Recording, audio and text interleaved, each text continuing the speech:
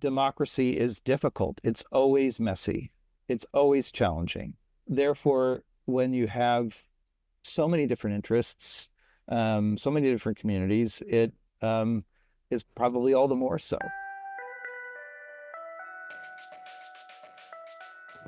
From the Harvard Kenneth C. Griffin Graduate School of Arts and Sciences, this is Colloquy, bringing the expertise of the university's PhD community to top-of-mind issues. I'm Paul Massari.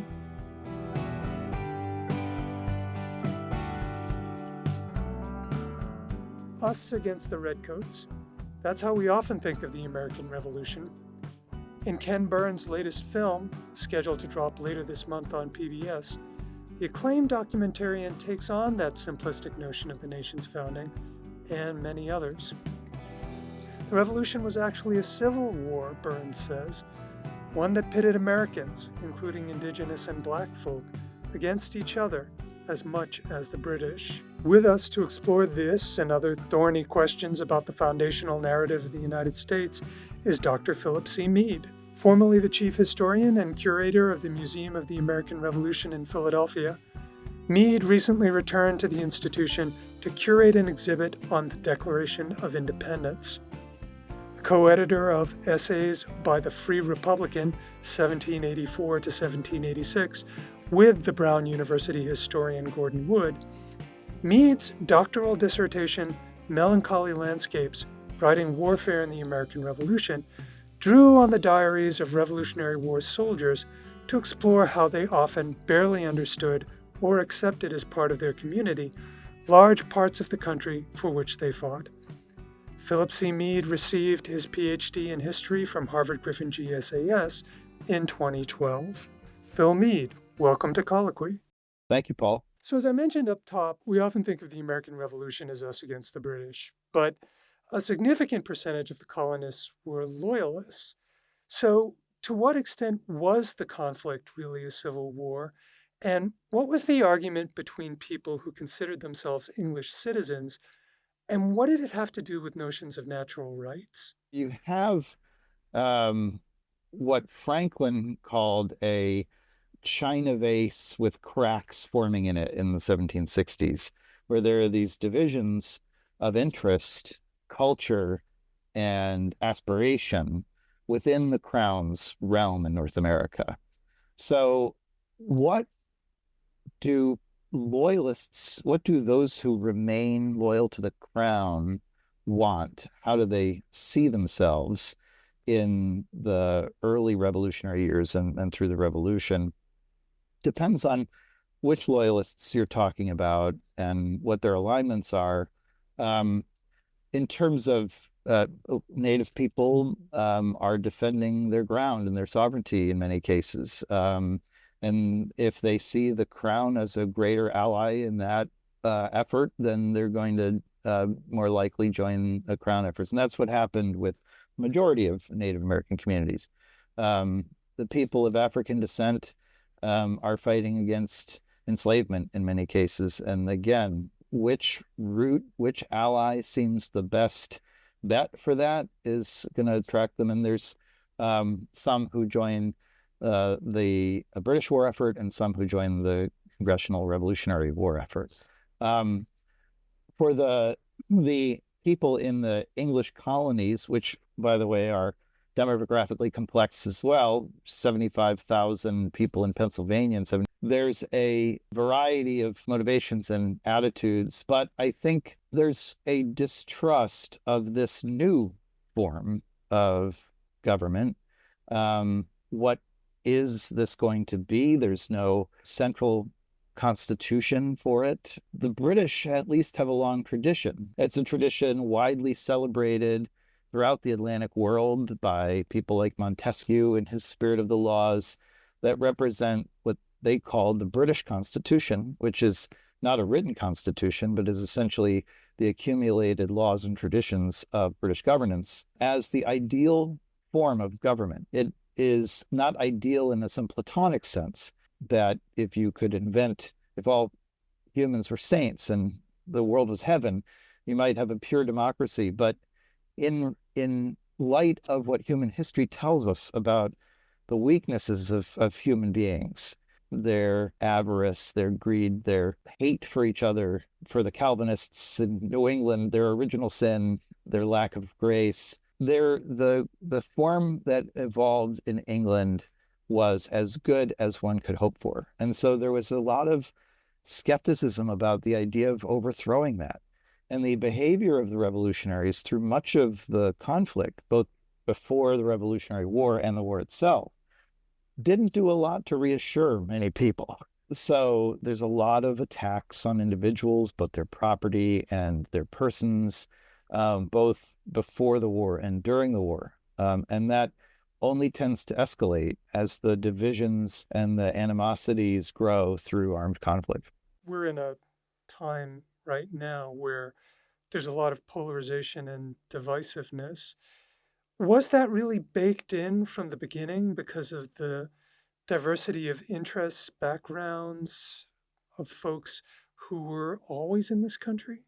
It's a really good question. It is a strength of what becomes the United States that there is this diversity for certain. I think, for example, Jefferson's statute on religious freedom, which he proposed as an alteration to the laws of Virginia in 1779 to update them for Republican governance and eliminate monarchical elements, but isn't adopted in Virginia until 1786, is a product of the diversity of Americans religiously. There is no way to form a stable religious establishment that will be satisfying to all Americans. And so there's this tremendous contribution to the politics of the Enlightenment coming out of Virginia through Jefferson. I think that's a testament to the value of American diversity for the progress of democracy, of the Enlightenment. I think that democracy is difficult. It's always messy. It's always challenging. Therefore, when you have so many different interests, so many different communities, it is probably all the more so. You've mentioned the Enlightenment here.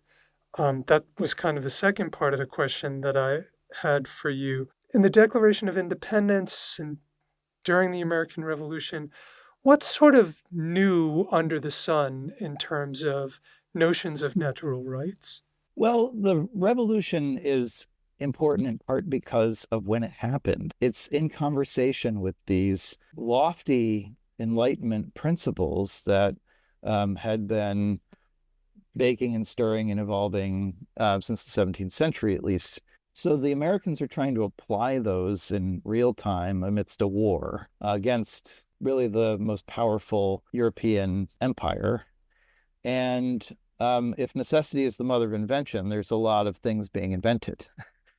So I think one of the greatest contributions of the revolution to the Enlightenment politics is the notion that a written constitution is a prerequisite for new sovereignty.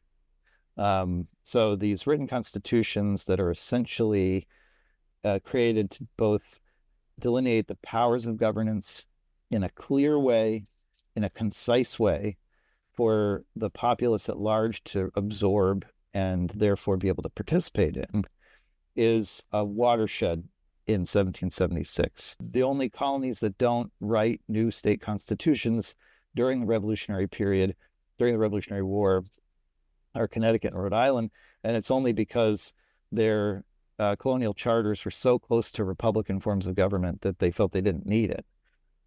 Rhode Island, interestingly, has this postscript of that with this Dorr Rebellion in 1850, where the populace at large, tens of thousands of people gather and elect themselves a constitutional convention to try to establish broader suffrage. Their argument being it had never properly happened. And so there's echoes of this major innovation, even among the Americans who don't embrace it all initially. I think also the Declaration of Independence, David Armitage's book argues that it's the first true declaration of independence, of new sovereignty in the history of the world. And its language shows up in over 100 new declarations later, all the way through to the 21st century, which is in large part the subject of the exhibit I just worked on at the Museum of the American Revolution, the Declaration's Journey.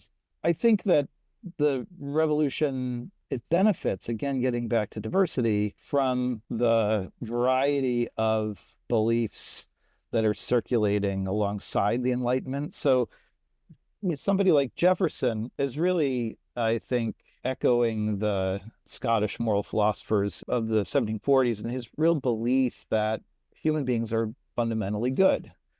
And therefore, if they're bad, there's social interventions that are in their way, which social interventions would be our word, but he would describe it as government is in their way. There's something wrong with the way the constitutions are structured.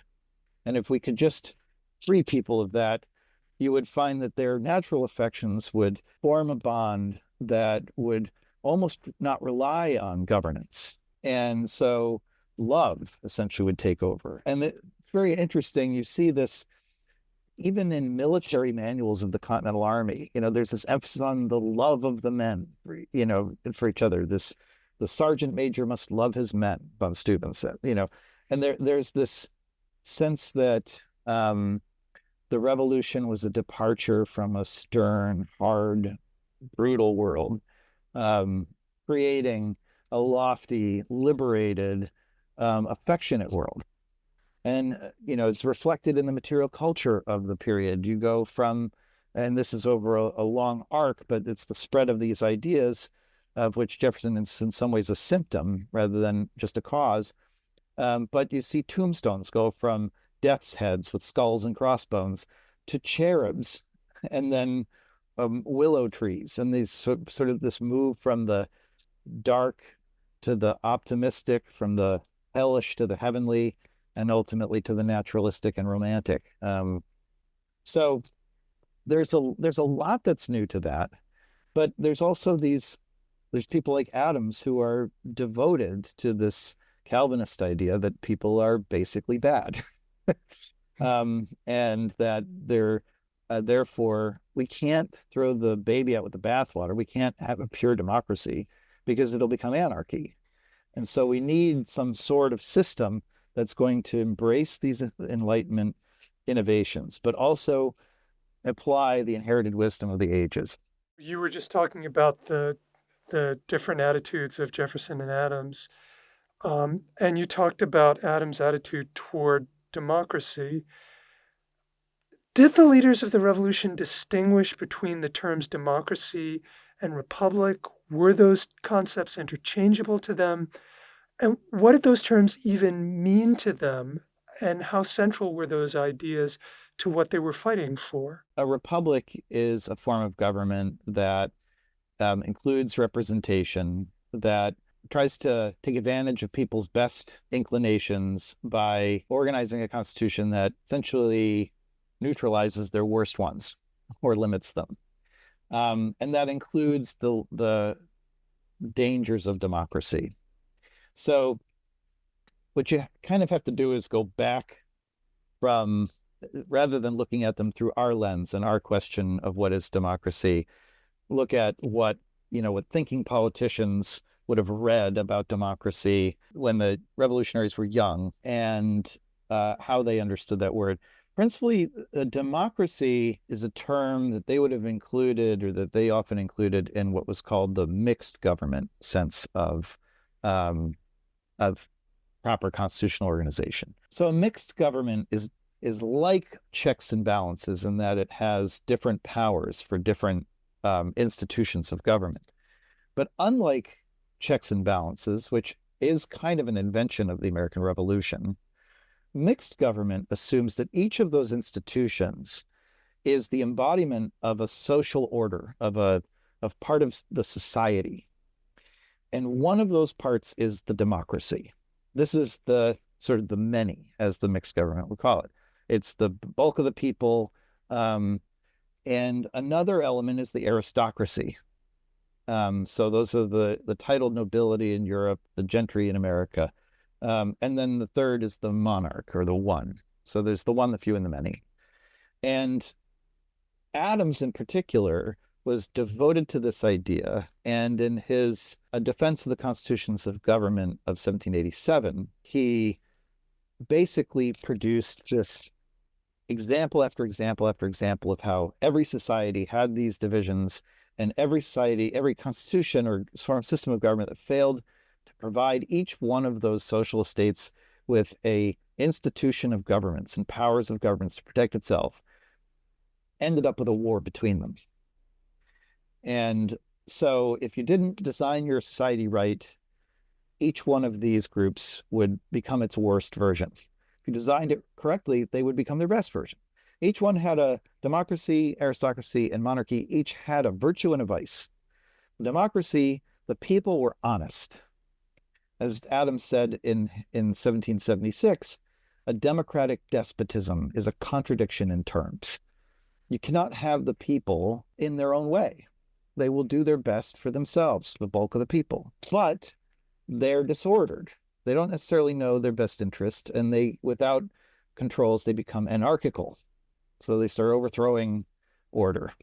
Aristocracy, their benefit was wisdom. They were generally very invested in stability because of their wealth. They studied how to achieve that. They usually had good educations because they had the leisure to get them, the educations. And so they were valuable as a check and advice on both the democracy and the monarchy. But they could become an oligarchy. That was the negative version of an aristocracy, where and the way this typically would happen is they become concerned that one or the other, the monarchy or the democracy, are going to take away their wealth or their privileges. And so to defend them, they become corrupt and they become an oligarchy, trying to secure too much power. And the monarchy, the inherited position usually, was powerful. That was its best value, was that it could act quickly. Didn't need consultation and deliberation. It could just move. This is why the military is in the hands of the monarch in England, other than the power of the purse. And in the federal constitution, the president is the commander-in-chief of the army. You need them to be able to attack or make peace if initiate that, But the danger is they could become tyrannical. So they use their decisiveness and their individual power to bulldoze the powers of the other two estates. So they saw democracy as an essential part of good governance, but as a danger if it got out of control, just like the other two estates. And so what's interesting about the revolution, and what's a problem for them, is that they don't have an aristocracy or a monarchy once they've declared independence. They work hard to try to figure out how to create that mixed government system without those things. And that's where we get checks and balances. The struggle of the Revolutionary War is often portrayed as between this kind of well-trained army of professional soldiers, namely the British, and then kind of a bunch of country farmers.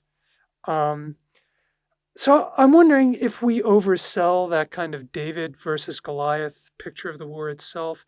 And if not, what were the main factors that enabled untrained, poorly equipped colonial troops to defeat Europe's largest empire?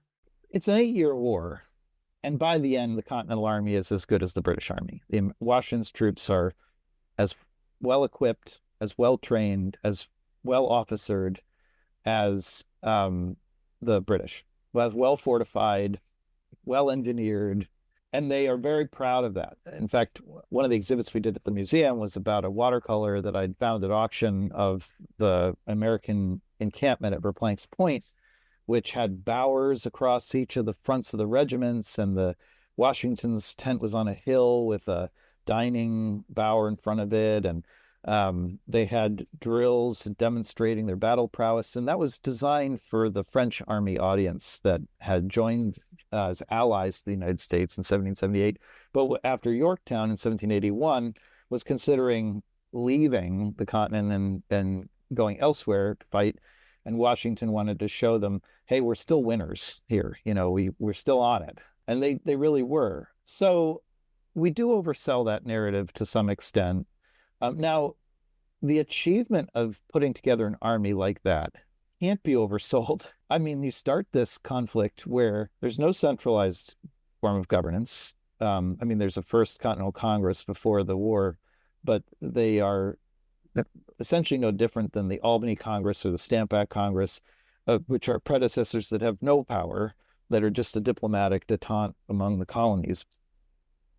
You've got no army, no navy, no currency. The colonies have been under some mercantile controls in the development of industry, so they have nothing like Bristol in England is becoming. The population of the mainland colonies is less than a quarter of what's in England, and they're trying to take on this massive empire with the other than when the Bourbon navies combine, the French and Spanish, the British Navy by itself is the largest navy in the world, and this is a coastline defense proposition on the Atlantic. So what the Americans accomplished in that mobilization is stunning. And it is true that in the beginning of the war, 90% of Americans were farmers or lived on farms, approximately. So they are, in a sense, embattled farmers, especially at the beginning. And then at the end of the war, because of the tradition that the Army and Navy were controlled by the monarch and Americans' fear of the rise and return of a monarch or a tyrant, they essentially just completely dissolved the military that had been formed and had achieved so much. So they had to completely reconstitute it later. But the army was a citizen soldier army in that they really expected to go home when the war was over, and they did. So this is, although it becomes a professional fighting force, it's not professional in the sense that you have truly career soldiers or regiments. The organization of the army in England, regimental bonds and identity cross generations. If you're a Royal Welsh Fusilier, it's part of your identity. It's like they say, once a Marine, always a Marine, I guess. But in the Revolution, the 3rd Massachusetts Regiment doesn't have that kind of longevity expectation. So they have to form these bonds another way. So some of them are about their civilian connections and their hopes for the long term of the United States, the idealism that the Declaration of Independence and the state constitutions represent. So we both oversell it and undersell it to some extent. You mentioned in your response to my first question, when you were talking about the diversity of the country, you spoke a little bit about Black and Indigenous folks and being an important part of the revolution as well.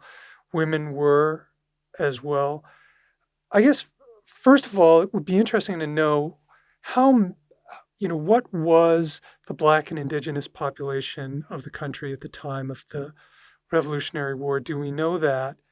And then if you can talk a little bit about some of the most common misperceptions we have about the roles that women, Black, and Indigenous played in the Revolution and how we ought to understand their contributions. Well, the best numbers are from the 1790 census, which shows about 450,000 people of African descent. And that is, it's hard to say exactly, reading back to 1776, how accurate that number is, but we can use it as a rough approximation. That's in a population of about 3 million overall in what becomes the United States. There's a lot of challenges with getting good statistics on populations of indigenous people. But I think often there's a number of about 250,000 used for the east of the Mississippi area.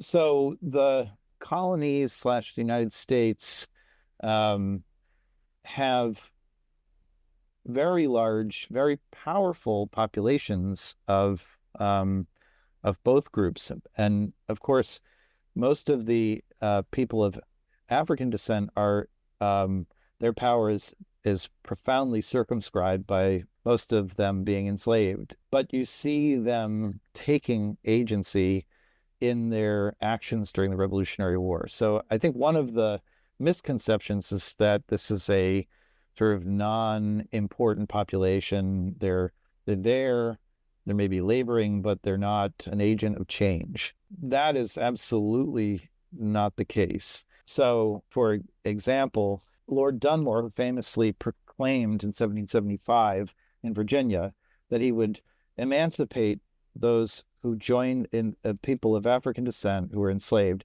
to rebel masters, and joined the crown forces. And he did that. He formed what he called the Ethiopian Regiment. And there were echoes of that in a subsequent promise in 1779 by General Clinton of the British Army called the Philipsburg Proclamation. But when Dunmore went to South Carolina trying to form a black regiment there, he was run out on a rail. And he was fired from his role in Virginia, largely by parliamentary interests, largely because they saw him as too radical.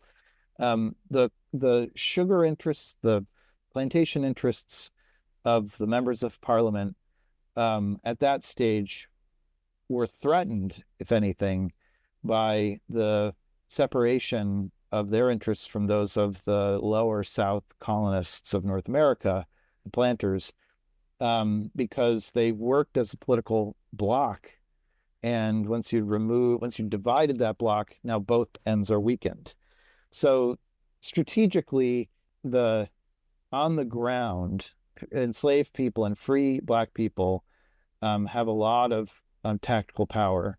But they're not in the midst of a clear choice about which side is actually going to benefit them the most. In terms of women's roles in the revolution, that population is a little easier demographically to chart. It's about half. Oh, it usually is. And so their contributions are broad and vast and essential. The armies, both armies, had women in them. This is often misunderstood because later wars don't have that necessarily that same dynamic. The primary reason being that before the railroads, the behind the lines is the same as the front lines, usually. So you have to have all of the non-combat services that would normally be, like in the Civil War, be in DC, need to be in Petersburg, or the counterpart of that. They in the Revolution, they need to be in the front. And as a result of that, they're often taking fire and being exposed to combat. In some cases, actually grabbing guns or ramrods for cannon or what have you, and fighting. It's a war that, as a result of those kinds of combat and the losses of men, either temporarily or through death, sees women take on political and economic roles that they that weren't normative. There was a precedent for this that Laurel Allred writes about in Good Wives, the deputy husbands, where you sort of have a step into the role of husband when the husband's away. But this, in the case of New Jersey in the Revolution, which had the most incidents of combat of any state, it's so despoiled and ravaged and disrupted by war that women have to take on, in many cases, more permanent political and administrative economic roles, business roles. So I think it's no coincidence that New Jersey has 30 years of women's suffrage between 1776 and 1807, which we did an exhibit about at the Museum of the American Revolution called When Women Lost the Vote, about that period and the ultimate loss of it. But a lot of those women who are voting are essentially veterans of combat in their backyards. So Native American groups, indigenous groups in the Revolutionary War itself, as I mentioned earlier, they have to weigh this conflict and see which side is most likely to be a good ally for their goals. There are Native American volunteers and participants in both the Continental Army and on the British side. So there are people who are individually joining and engaging, um, who live within the governments of the colonies. But as groups, as nations, it's a tough call. Now, most Native American groups, most indigenous groups decide to side with the British. Um, they're Most of them remain out of it, stay out of it until 1777. And then what happens is after the battles of Trenton and Princeton prove that Washington's army has some durability and that this thing isn't going to end quickly, the British send diplomats out to Native communities saying, and prior to this, we asked you to just stay out of it. Now we need your loyalty or you're going to be an enemy. And so they're essentially pressed to choose sides. And they vote in most cases, which is the way governance happens in most indigenous communities in North America. There's a consensus form of governance that's derived in part from deliberation and voting. But some communities are divided. So the famed Iroquois Confederacy divided, where the Oneida and Tuscarora join the United States. The United States recognizes the Oneida as an ally. They attack the Tuscarora, the U.S. The Seneca, Cayuga, and Onondaga, they join the British. But the revolution ultimately is very tragic for indigenous people. Even the Oneida who join the United States as their allies lose their territory. It's essentially traded away by the state of New York because the grounds is that, well, that was a treaty made with the United States, not with the state of New York. And Ray Halberter, who is the head of the Oneida Nation, which was very involved in the development of the Museum of the American Revolution, gives a really heartbreaking narrative of his own memory, the memory in the community of the revolution, and how his grandmother always made sure that as a condition of their alliance, they would get a piece of cloth every year. And she said, no matter what, go to DC and get that cloth every year, because it's the way of ensuring that we are actively acknowledged as this part of this treaty, and eventually we will get our lands back.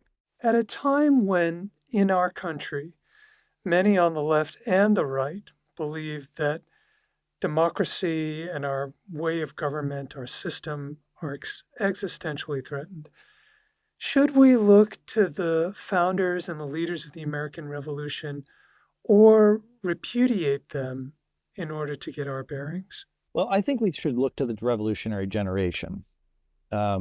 So that would be a broader, more diverse group of people than the founders, so-called. It would include them. I think that now is the time when we are facing similar conflicts and similar disruption that we should look to them. We don't need angels for models because that's not relevant. We're not angels, and we need history that's going to be realistic about the challenges of democracy. So understanding the revolution as a whole with nuance and complexity, including not ignoring the inspiring parts, the aspirational statements, the fact that women did have the vote for 30 years, the fact that there were abolition acts, gradual or otherwise. Those are major, major things in world history. But also the dark and deep challenges of that are more relevant than ever. And I think we somewhat impoverish our ability to see progress and change if we totally disown things like the Declaration of Independence. If you go to this exhibit that we just did at the Museum of the American Revolution on the Declaration's influence, you see its language being adopted all over the world, but also by